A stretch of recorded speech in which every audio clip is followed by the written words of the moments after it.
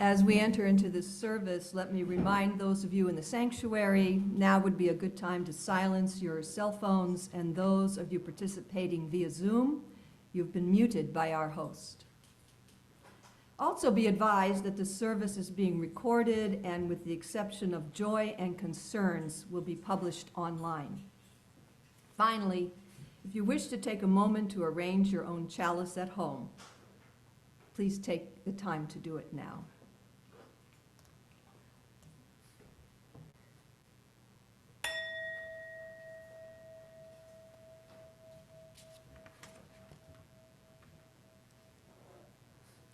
We light this chalice as we welcome and give tribute to the mothers in each of us. And outside of us, may we reflect with gratitude on the wide spectrum of mothering that happens in our lives and in our communities. Rebecca will light the chalice here in the sanctuary, and those of you at home are invited to light your own chalice now.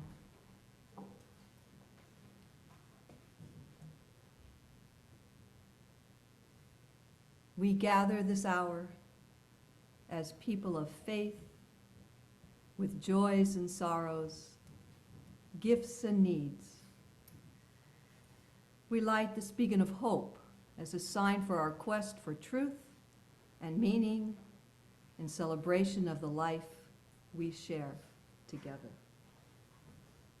Just in time. Oops. Before we sing the first hymn, let me remind our remote participants to leave yourselves muted. However, we want you and whoever is with you to sing with us as big and as loud as you like. Make it a joyous experience. Please stand in body and or spirit and sing the opening hymn, Simple Gifts.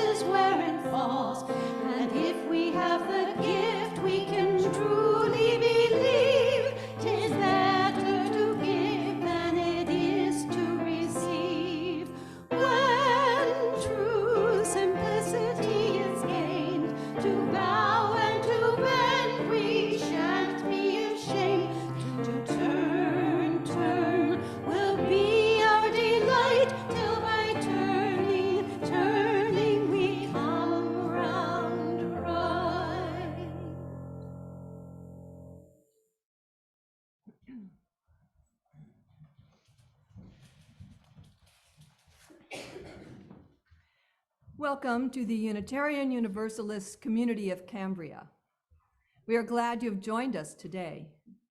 Our UUCC sanctuary sits on the land that the Salinan and Chumash indigenous peoples historically inhabited. Please turn your cell phones off if you haven't already.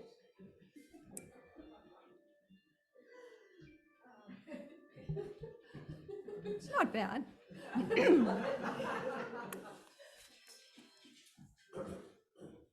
We honor their contribution to this region and give thanks for the opportunity to gather in faith on their receded territory. Let us respect their legacy and protect their history as we occupy this sacred space.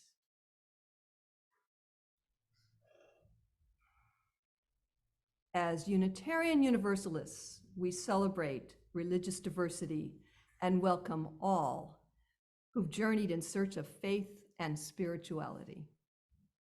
The UUCC is a lay-led congregation run by the democratic process. We invite speakers from different religious traditions and spiritual or scientific backgrounds to speak at our pulpit. We encourage presentations covering a variety of topics and areas of interest that connect us with the UU7 principles. Today's service centers around the first principle.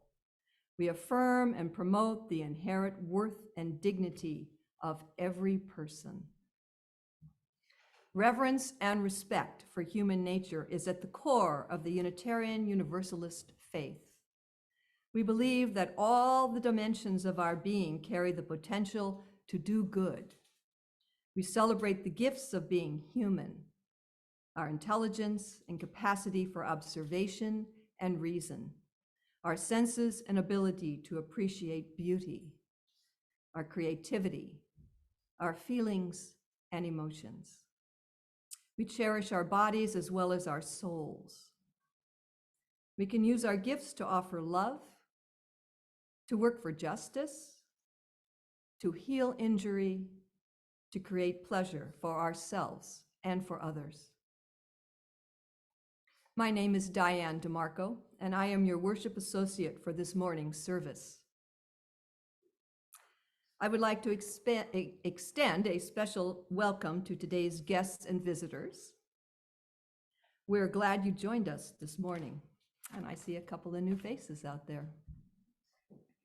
If you're not on the mailing list, please visit the UUCC website at uuccambria.org so that we can keep you informed about all of our activities. Members and friends, please check out What's Happening, the e-blast sent to you every week. This is a great way to keep up to date with our latest news. And if you wish to see this or any other past Zoom services, the recordings can be found on the UUCC website and on Facebook. The membership committee invites non-members to consider joining the UUCC. Please contact me or a person on the board if you're interested. Would the board members present right now, please raise your hands. There's a couple of board members, lots of them. Okay. Thank you. So again, good morning and welcome to everyone. The affirmation is both a recognition of the nature of this community as well as a promise to which we aspire. Let us now recite the UU affirmation. Love is the spirit of this church, and service is its prayer. This is our great covenant, to dwell together in peace, to seek the truth in freedom, and to help one another. We set aside this time for any announcements that would be of interest to our UU community members and friends. Please keep your items short and to the point. If something needs more explanation, contact the person after the service. If you'd like to make an announcement, please raise your hand. When Andy or I call your name, please step up to the podium or unmute yourself and then speak. Julia.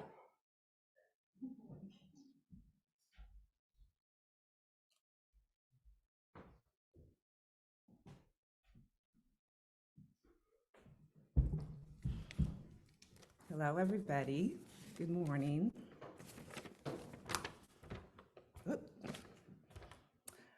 So Kat and I invite you to Cambria Currents Community Potluck on Pinewood on Sunday, May 21st from 4 to 6.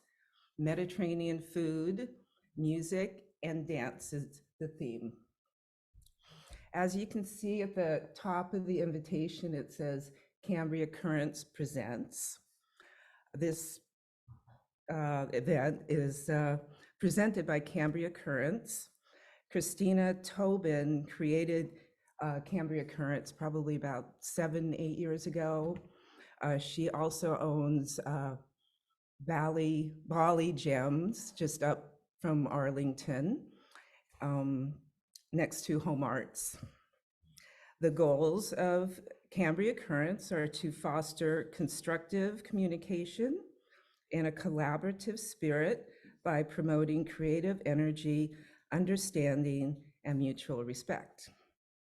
Christina's intentions are to create a valuable space for sharing information on local news and events, as well as national topics, which have a Cambria and North Coast California impact. Community potlucks are one of the ways that Cambria Currents brings us together. Let Kat know if you would like this invitation emailed to you, or if you're on Facebook, you can go to Cambria Currents and click on events. And if you plan on going, click on going. They also have a website, cambriacurrents.com. We hope you will join us at my home to have some fun. Thanks. Thank you, Julia. That was hard.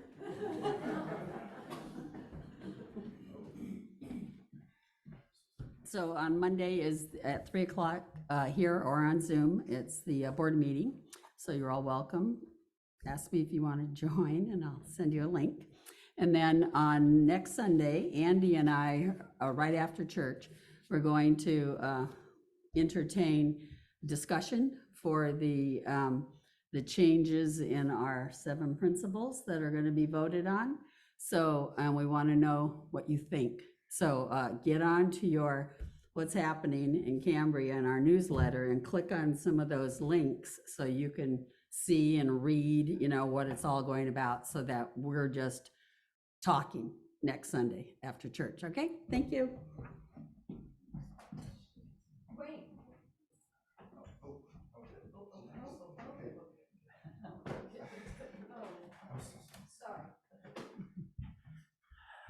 The Cambria Community Chorale has its first concert this afternoon, 2 o'clock at the Presbyterian Community Church.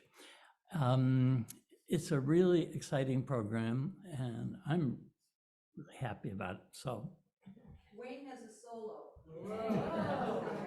really happy about it. 2 o'clock today. Is it two next week as well? Yes. Oh, good. Okay, Randy. Okay. Sorry. Presentation. Good morning, everyone. We decided to bogart a certain holiday this year, Bastille Day, that's July 14th, and use that day to celebrate all of those who have a birthday this year. Because it's, I mean a birthday, or those of you who were born in that year, in 1953. Yeah, if you had a birthday this year, good for you. No, we all have birthdays. Yeah, I was thinking about that. I hope so. So to change that, it's those of you who were born in 1953. We know most of who you are, but in case you haven't been notified, we get in touch with us, either myself or Janet, and let us know that you also have a birthday. You were born in 1953, and we'd like to celebrate all of you that had a birthday in 1953 on July 14th at our place. Marion has a potluck. It'll be a big special potluck in July. So all the members and friends, it's open to our community. All right, so that's save the date. Okay. Thank you, Randy. Jen?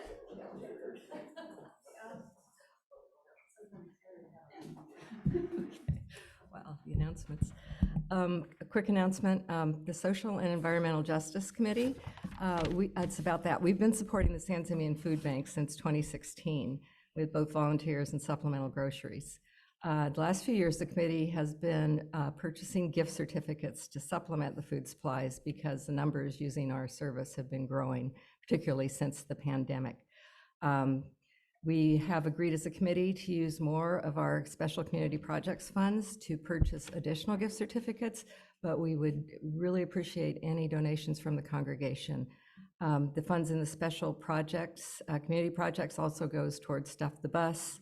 It helps purchase supplies for local unhoused. It has a lot of projects that it pays for. So any donations would be deeply appreciated. Just please indicate that it's for food bank gift certificates. Okay, thank you.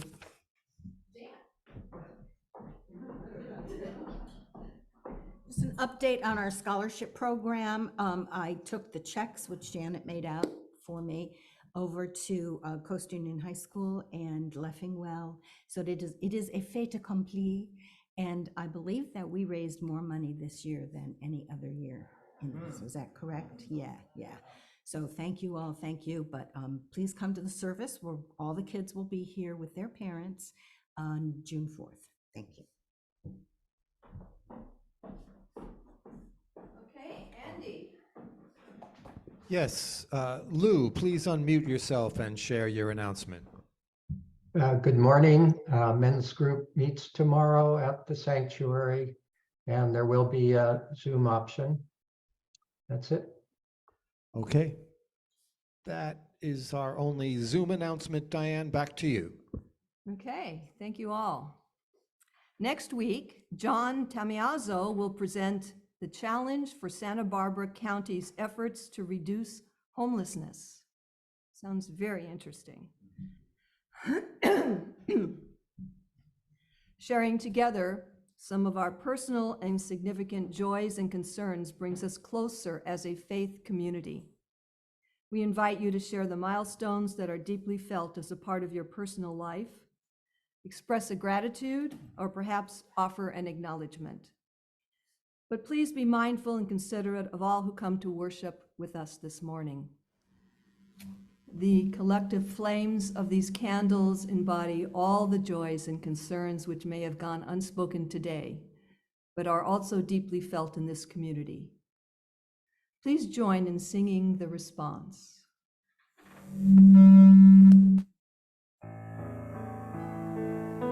May our words of joy and sorrow find solace in our hearts. The first reading is adapted by Hannah Garden, pastor at Elston Avenue United Methodist Church, Missouri. Today is a day to honor the unyielding love and care for what we call motherhood, wherever we have found it and whatever ways we have found to cultivate it within ourselves. To those remembering mothers no longer with us, to the mothers who are struggling, to those filled with incandescent joy, to those experiencing frustration or desperation in infertility, to the mothers who are remembering children who have died and pregnancies that ended, to the mothers who knew other parents were the best choice for their babies, and to the mothers who adopted those children and loved them fiercely, to those moving forward from mothers who did not show love or hurt those they should have cared for, to those who mothered colleagues, mentors, family members, neighborhood kids, and anyone who needed it.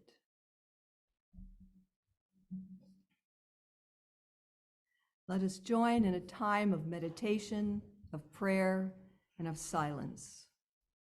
Let us seek the quiet and the calm, laying aside our struggles. And in the silence, may there be a reverence in our hearts, a thankfulness within our spirit, and a deepened understanding of the meaning of our lives. Let us enter the stillness.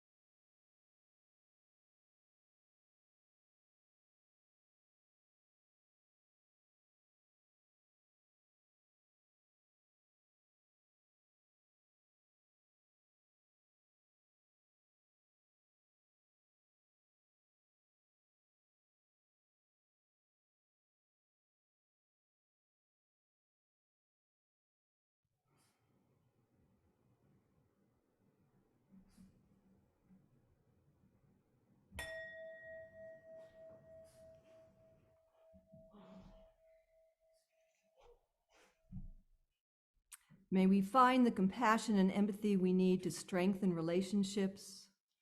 May we find ways to love each other well. May we not judge or condemn, but rather build a beloved community. Ted will do our second reading.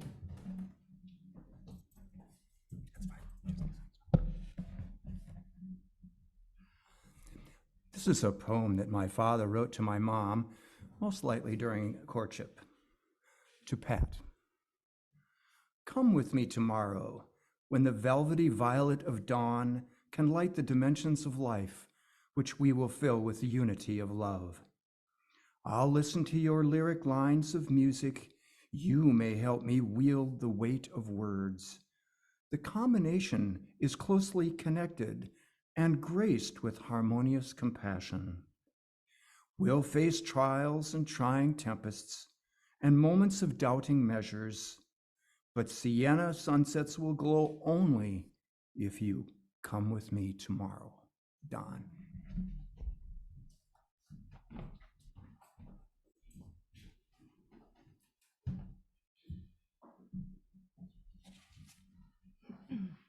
The anthem today is the 23rd Psalm dedicated to my mother.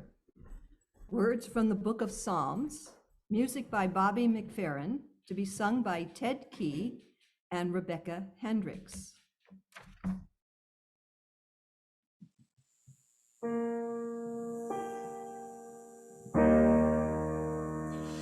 Lord is my shepherd, I have all I need. She makes me lie down in green meadows, beside still waters she will lead. She restores my soul, she rights my wrongs. She leads me in the path of good things, she fills my heart with songs. Even though I walk through a dark and dreary land, there is nothing that can shake me. She has said she won't forsake me. I'm in her hand. She sets a table before me in the presence of my foes. She anoints my head with oil, and my cup overflows. Surely, surely goodness and kindness will follow me all the days of my life, and I will live in her house forever, forever and ever. Glory be to our mother and daughter, and to the Holy of Holies, as it was in the beginning, is now, and ever shall be, world without end. Amen.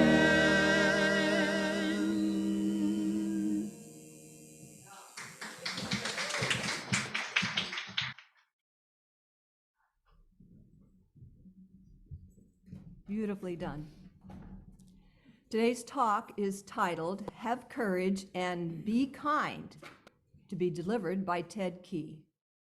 Ted was born in America's heartland, Cedar Rapids, Iowa, and moved to Milwaukee at age 5. He grew up in an artistic and musical family, attended public schools, and was recognized as a National Scholastic Award recipient for his visual arts talents. Ted graduated from the University of Wisconsin, Milwaukee, and with his BFA and post-baccalaureate certification in art education. He moved to Arizona, where he met and married Rebecca. They relocated to Silicon Valley, where he worked in tech for 5 years before returning to his first love, education. Ted was privileged to teach some of California's top women students at Notre Dame High School in San Jose for 25 years. Retired now in Cambria, he sits on our CCSD Policy Standing Committee and the North Coast Advisory Council. He's performed in the last 3 Cambria Follies, sings for the Cambria Chorale, and rescues and transports sea mammals to the Marine Mammal Center out of Morro Bay. He enjoys creating ceramics in his studio and is also taking voice lessons from our incredible Jan Musara. He believes in our UU principle number 1, the inherent worth and dignity of every person. Ted Key.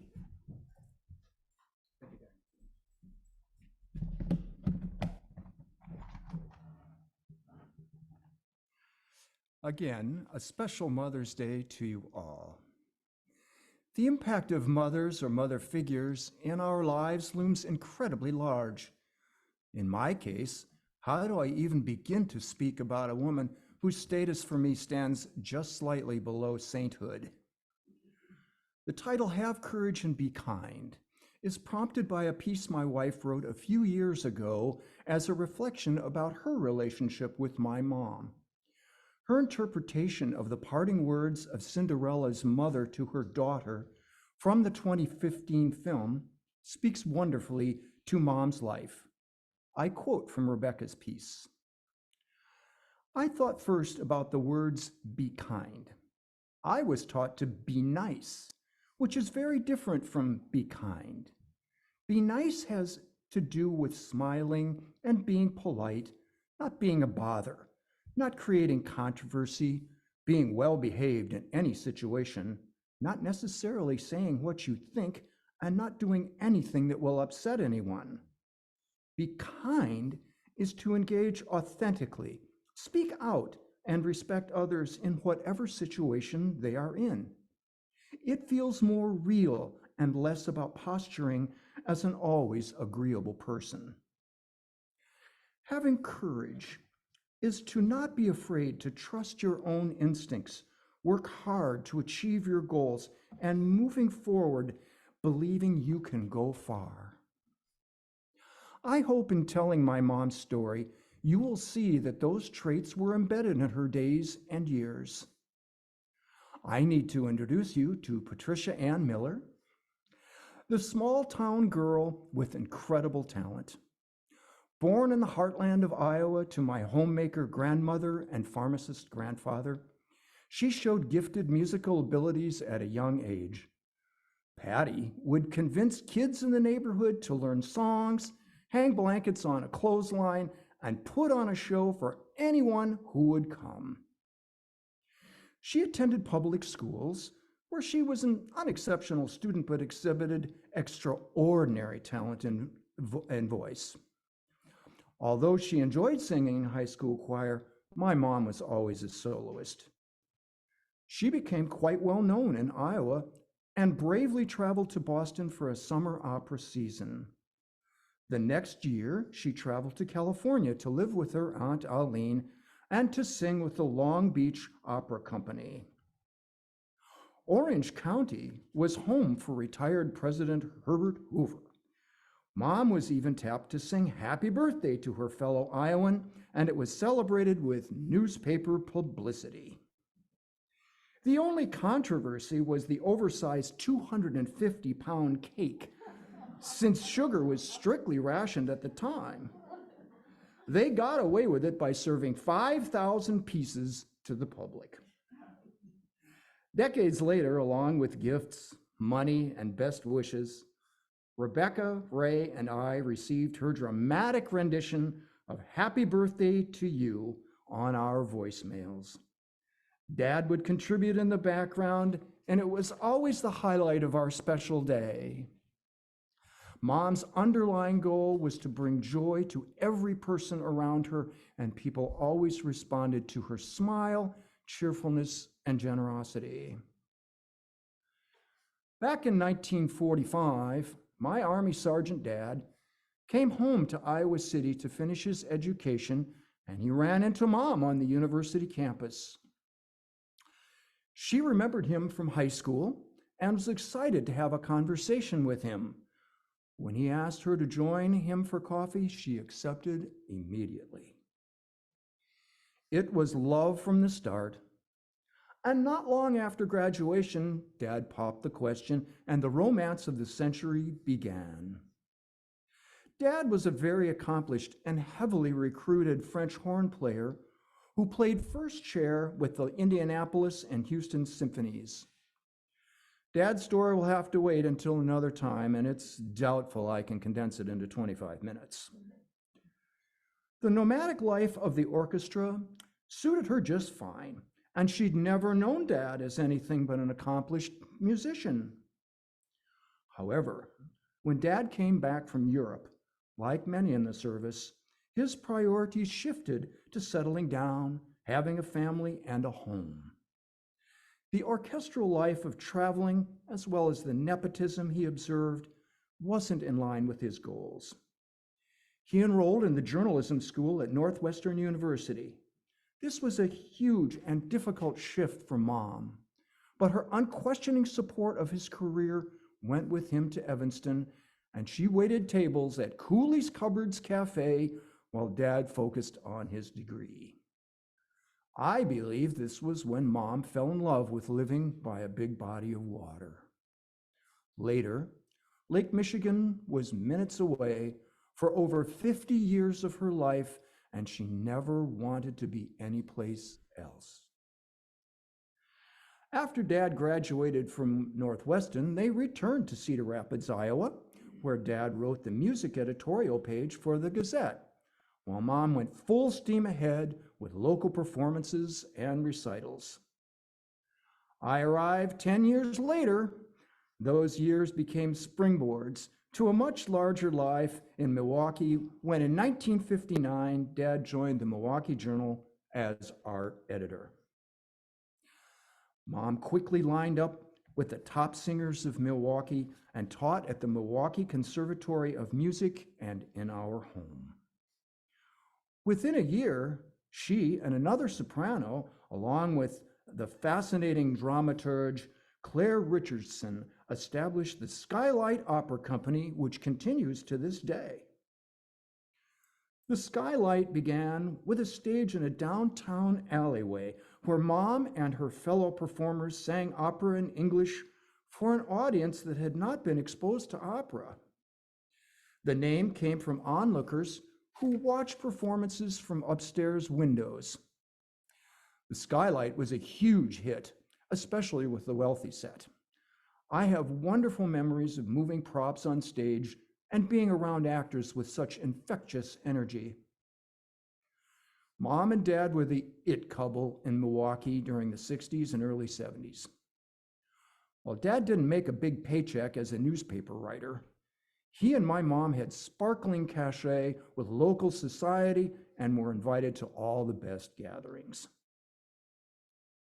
My mom enjoyed singing, teaching, and performing, but what she truly treasured was supporting my dad as he became a regional art expert and coach, traveling the country to bring knowledge and appreciation back to the Cream City by the lake. Mom delighted in taking care of their cozy home, vacuuming, doing laundry, cooking dinner nightly, and enjoying every day with the love of her life. She wrote these words for her obituary. Pat always thought of herself as a homemaker. She and Donald, who preceded her in death, were married for 50 exciting years. Never a dull moment, she always said. Rebecca loved visiting Milwaukee, watching Mom charm any and every worker who came to the house. Gardener, tree trimmer, plumber, or delivery driver, they would get their choice of Snickers bars, chocolate toffee, Reese's peanut butter cups, or whatever candy was on the coffee table. Please take a stack along with you, she'd say, much to their surprise and aw shucks delight. Everything was going gangbusters until my dad was diagnosed with multiple sclerosis at 42 years old. MS is a cruel disease that slowly shuts down control of the extremities. For Dad, the legs were the first to go. We rallied as a family to help with the logistics of his job, visiting galleries, too soon by wheelchair, and making a work area in the house so he could continue to meet the newspaper deadlines. Although there were real financial concerns, Mom met those obstacles with her signature energy, enthusiasm, and constant optimism. Decades later, Mom told Rebecca, "When it was clear that Don would need to retire after only a few years of MS, I knew what my life's purpose was. I spent so many years playing, at singing and performing. Now I was joyful at knowing what my retirement would be, spending time with Don and doing whatever needed to be done." It was Mom who took on the major workload of shopping, cooking, finances, cleaning, and keeping an athletic Wild Mountain hippie kid busy. Early on, they switched cars, so Dad drove the automatic and Mom, as you can see, drove the Bug. In that skirt, mind you. Mom was always a fashion gal. She loved shopping, buying a style in 3 colors, and fascinated her grandchild Ray when she put on her face and wigs every morning. Fortunately, she had a reasonable paying gig singing at Temple Emmanuel, the largest of the many temples in Milwaukee. As a kid in elementary years, I well remember a half-empty school on Jewish holidays. 3 of the 4 temple choir members comprised of the best singers in Milwaukee were Protestant. I always got a chuckle out of that. In addition to hearing opera music on a daily basis, I became very familiar with Jewish melodies as she performed through the years. Mom joyed in rehearsing. She told Rebecca that she would have rehearsed forever, even if there were no future performances. Dressing up to play a character was a lifelong delight, and opera was a perfect vehicle for her love of make-believe and her overwhelming need to make people happy. My folks weren't regular churchgoers, even though my grandparents were devout. The daughter of a Dunkard elder, my grandmother, wasn't allowed to play cards, dance, or smoke, and didn't have her first glass of wine until when, at 80, her doctor told her a glass now and again could be healthful. But I can't recall seeing her drink another one. Mom sang weekly at the temple, but she performed in different religious settings. She developed a very personal spiritual philosophy, appreciating the outlook of Christian Science. In the end, all her Jewish friends proclaimed her to be an honorary Jew. Mom encouraged me to visit many different faiths, but I tended to see it more as a set of inner values and beliefs, not as a part of a local church. Look at me now, delivering a talk at a Unitarian Universalist community, a setting where my Buddhist leanings born in my college years are totally supported. Guess Mom knew what she was talking about. What I really need to expand on is my mother's incredible selflessness. Within a few years, Dad had needed help with everything, as any quadriplegic person would. Feeding, personal care, dressing, meds, transfers to and from the car or chair, an incredible feat for a small woman. My mom took unbelievable care of my dad for 24/7 for over 30 years, and she cherished every day. Rebecca has told many friends how my mom would dance with the dog in the living room on a daily basis, sharing her happiness with the beloved Sheltie. Muffy would hear Mom say something and stay quiet. But if Dad called out, Muffy would bark and get Mom to the bedroom post-haste. Muffy knew when the oven buzzer went off and when the doorbell rang. All 3 were a smooth-running team, day after day, year after year. Rebecca remembers being in the house when Mom said, "The strength in this house is Don," and Dad responded, No, Pat is the strength. My wife describes their marriage as a Sunday night Hallmark Hall of Fame movie. Dad was the quiet intellectual thinker, and Mom was the playful optimist. Dad kept Mom grounded in current affairs and always lent a listening ear to help her sort through problems as they arose. I hardly ever heard a crossword between them. They were the ultimate team, and their devotion to each other stands as a monument to love and a rarely paralleled dedication. Through the years, Mom researched solutions for movement and mobility, voice recognition for the TV, Hoyer lifts in the bedroom and garage as board transfers became more difficult. Their favorite Sunday morning was for Mom to dress and transfer Dad to their land yacht, Buick Roadmaster, to drive up to Port Washington, enjoying a brunch of pancakes by the lake. In 1996, the time came when Dad needed more care than Mom could offer. Even with excellent VA hospitalization, Dad died within a few months in May. I'm convinced that my mom single-handedly prolonged my dad's life by years, if not decades. It was devastating for all of us, and we didn't know how Mom would do without him. He had truly been her entire life. Mom's courage emerged again in her mid-70s when she took up ballroom dancing, filling a long-time desire.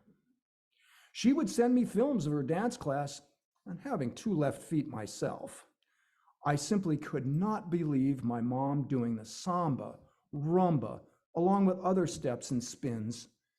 She looked half her age and delighted in dancing with her instructor, Jeremy.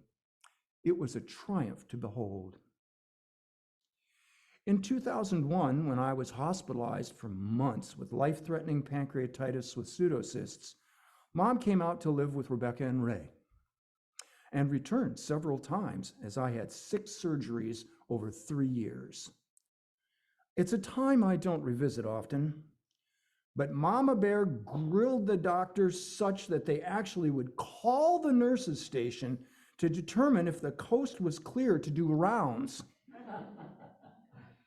She was a daily advocate for me, just like she was for Dad. Her generosity was abundant for Rebecca and me, and she simply adored her grandchild. "Can't take it with you," was indeed her viewpoint.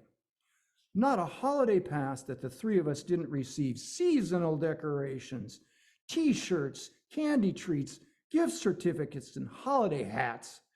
She loved to celebrate anything with unmitigated fun and joy. There had been conflicts on both sides of their families, some of which separated members for decades, and she never wanted that to happen with us. When Rebecca was pregnant, she and Mom would go shopping with abandon.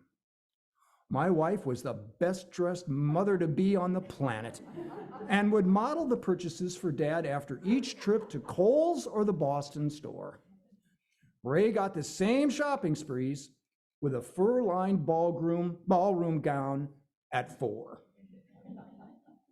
And I think Mom bought me multiple colors of turtlenecks until I was 50. So how has all this affected me beyond what I've mentioned? Courage. I returned to college when I realized that my well-paying factory job was simply unfulfilling, not sure of what the future would bring. I'd like to think that leaving my hometown with only my belongings to start a new career across the country took courage. Then, almost 30 years in a high school classroom required a fair amount of courage. You're on stage for over 100 students each day, never giving up, helping them to discover their own confidence and gifts. Surviving my near-fatal case of pancreatitis, multiple surgeries, and 3 months in the hospital unable to eat or drink, took tenacity and willpower. My amazing surgeon told me that my age, physical condition, but mostly my perseverance had saved my life.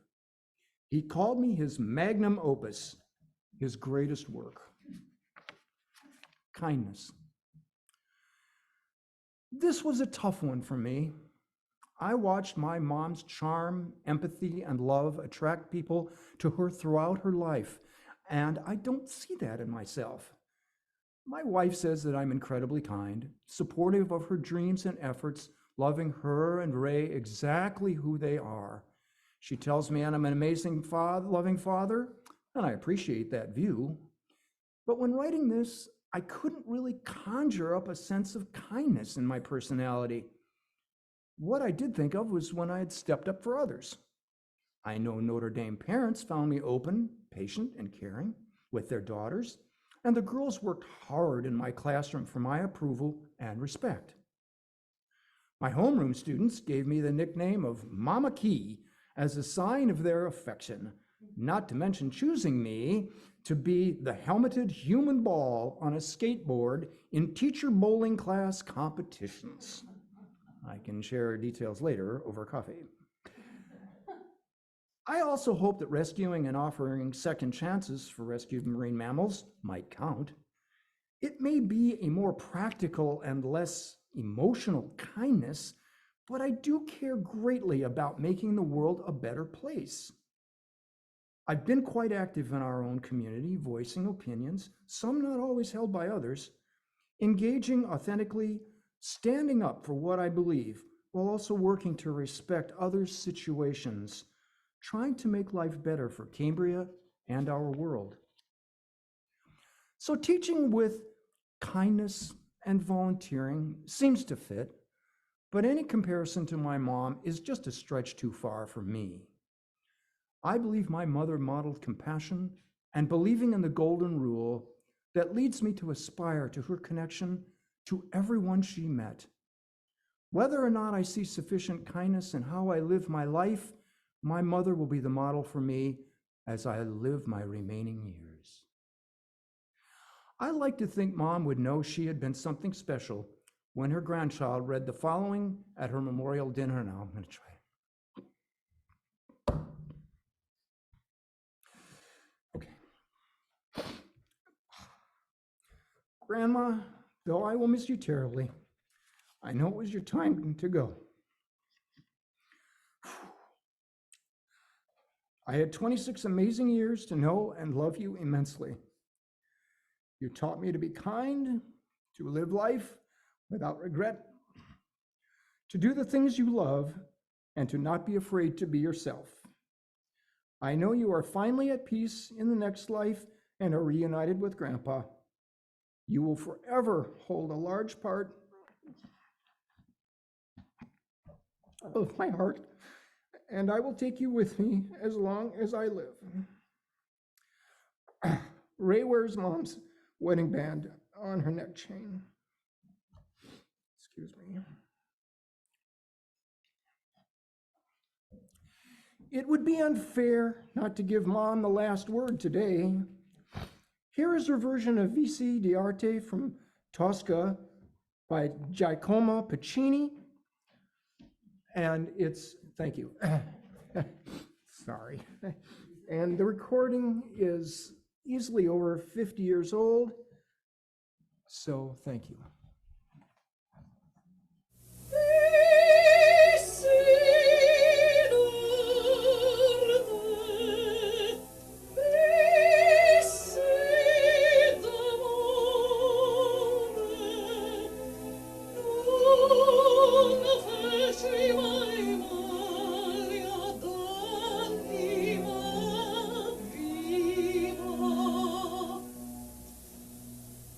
Oh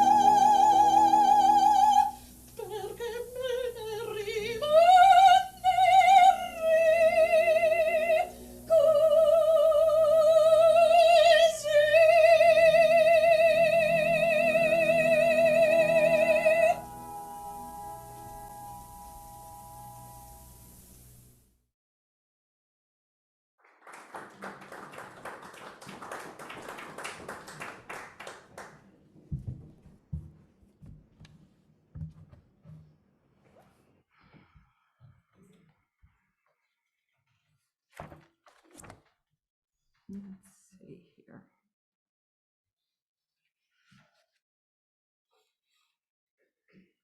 There it is. The morning offering will now be given and received.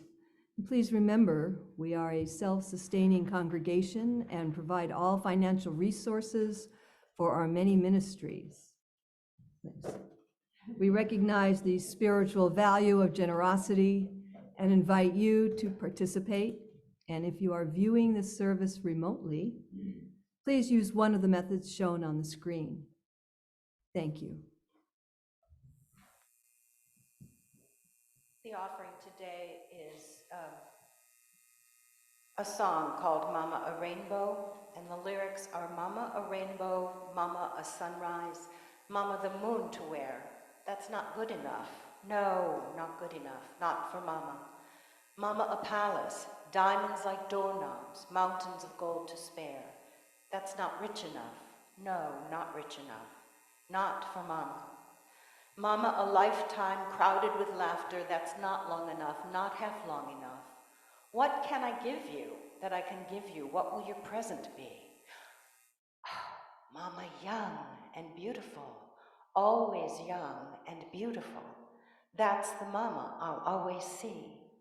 That's for Mama, with love from me.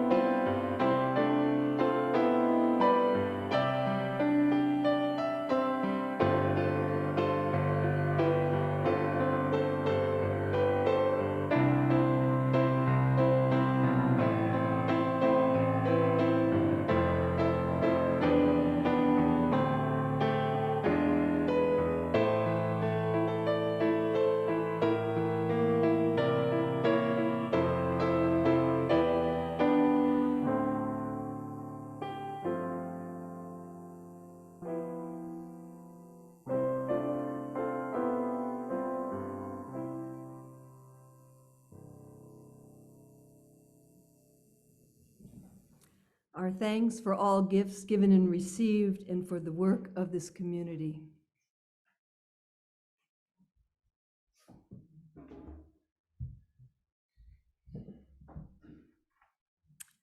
Now let us sing in praise of our UU faith tradition. Yeah.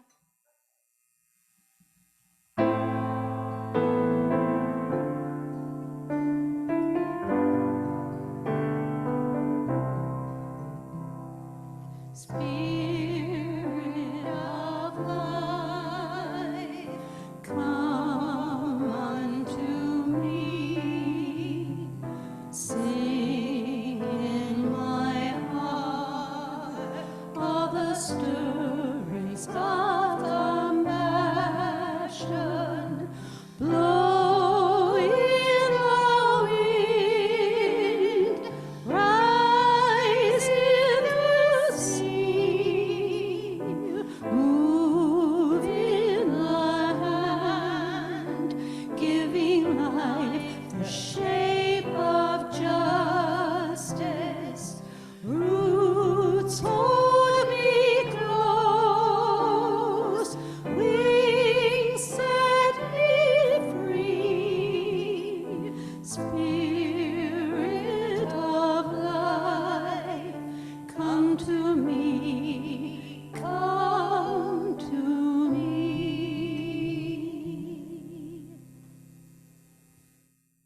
stand now in body or spirit and sing the closing hymn, Be That Guide, number 124.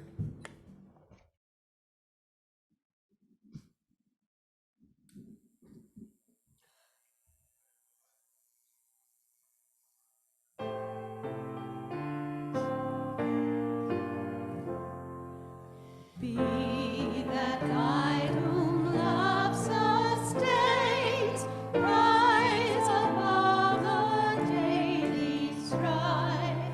Lift on high the good you find, help to heal the burns of life. Be the helper nothing daunts, doubt a friend or taunt a foe.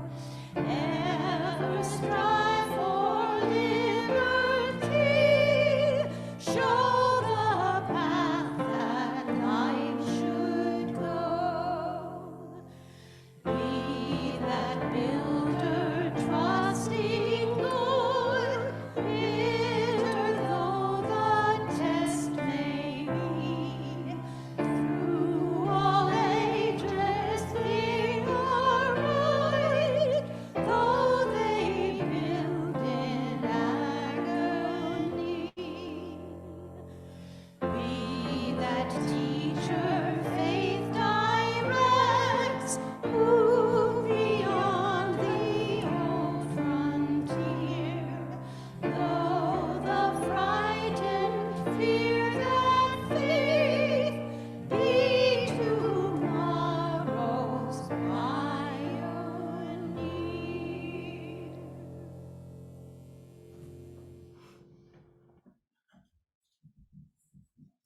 As we prepare to extinguish the chalice, let us recite the valediction. The flame of this chalice will no longer burn today, but the light of the flame within our hearts continues to shine brightly, illuminating the love felt in our community. Please extinguish your chalice at home.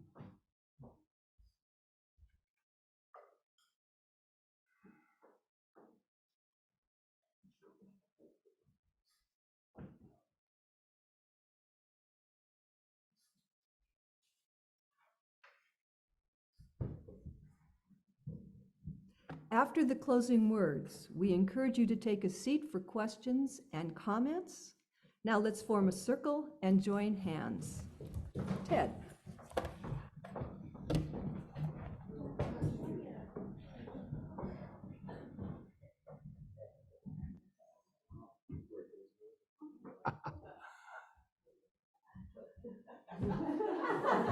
It's always a challenge, isn't it?